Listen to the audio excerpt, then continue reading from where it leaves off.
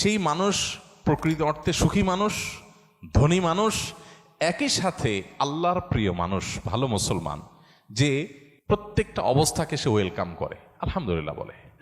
দুনিয়াতে সবকিছু যদি মনমতো হয় তাহলে এটা তো জান্নাত হয়ে যাবে। সবকিছু মনমতো হবে না। অনেকে দেখবেন অমুকে আমার সাথে এটা কিভাবে করলো, কিভাবে এটা বলতে পারলো, এই কথাটা সে কেমনে বলতে পারলো, আমি মেলাতে পারতেছি না। আমাকে কেন, এটা আশ্চর্যের কি আছে, চামড়া ঠোঁট দিয়ে সবই বলা যায়, বলছে, বোঝেন, এটা তো আমি আশা করি না। তা আপনি যা আশা করবেন সব তার মন মতোই যদি হয় তাহলে তো জান্নাত হয়ে যাবে। আপনার আশার বিপরীত কিছু হবে দেখেই তো দুনিয়া। না না, সে কিভাবে এটা আমারে বলতে পারলো, আমার মাথায় ধরতেছে না, কেমনে এটা বলতে পারলো। আরে কেমনে বলতে পারলো, আমি তো বলতে পারবো আপনাকে, কোনো ব্যাপার না তো। সবকিছুকে ইজিলি নেওয়া, এটা হলো মানুষের দুঃখ দুর্দশা দূরের প্রধান মাধ্যম। মানুষ ভালো থাকার জন্য তার মেন্টালিটিটা সবচেয়ে গুরুত্বপূর্ণ। আর এই কথাটাই নবী সাল্লাল্লাহু আলাইহি সাল্লাম মাত্র 3 শব্দে বলেছেন, আল গিনা গিনান নফস। মানুষের মনের সচ্ছলতা, মনে থেকে যদি কেউ ধনী হয় সে হলো আসল ধনী, সে হলো আসল সচ্ছল। কেউ যদি নিজেকে অভাবী মনে না করে, আর যদি অভাবী মনে করে তাহলে কোটিপতি হওয়ার পরও সে ফকির।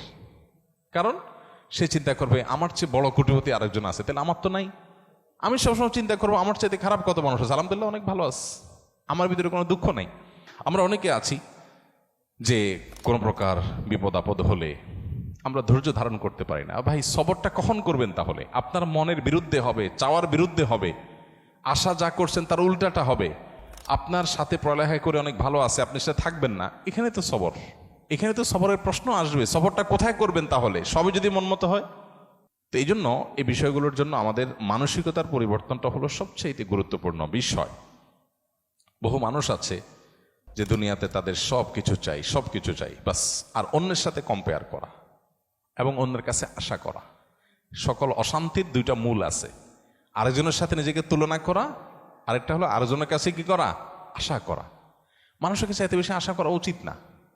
স্বামী হোক, স্ত্রী হোক, ননদ হোক, দেবর হোক, শ্বশুর হোক, শ্বশুরবাড়ি হোক, এমনকি বন্ধু বান্ধব হোক, আপনার কোনো বন্ধু বান্ধব যদি আপনার সাথে বেঈমানি করে, আপনার খুশি হওয়া উচিত, খুশি হওয়া উচিত। কেন খুশি হবেন? বেঈমানি করলে আবার খুশি হবেন কেন? খুশি হবেন এই জন্য যে আলহামদুলিল্লাহ একটা জায়গায় ছিলাম এতদিন, আল্লাহ আমাকে জায়গাটা চিনিয়ে দিস। যদি বেঈমানিটা এখন না করতো, আমারে আরো কিছুদিন ভাড়াইয়া তারপরে করতো, আমি আরো বেশি ক্ষতিগ্রস্ত হইতাম। আল্লাহ শুকর, আলহামদুলিল্লাহ আমি যে জায়গায় সময় ব্যয় করছি, এরকম জিগরি দোস্ত বানায় রাখছি, ও আসলে কালসাপ, এটা আল্লাহ তাআলা আমার জানাই দিছে। আলহামদুলিল্লাহ, আমি খুশি হয়ে যাব। নেগেটিভ জিনিসটাকেও পজিটিভ ভাবে আমরা দেখতে পারি। যত হতাশা আছে, এই হতাশা দূর বেশিরভাগ ক্ষেত্রে হয়ে যাবে শুধু মেন্টালিটি পরিবর্তন করলে। আল্লাহ আমাদেরকে সেই তৌফিক দান করুন। আস-সুন্নাহ ফাউন্ডেশন, উম্মার স্বার্থে সুন্নাহর সাথে।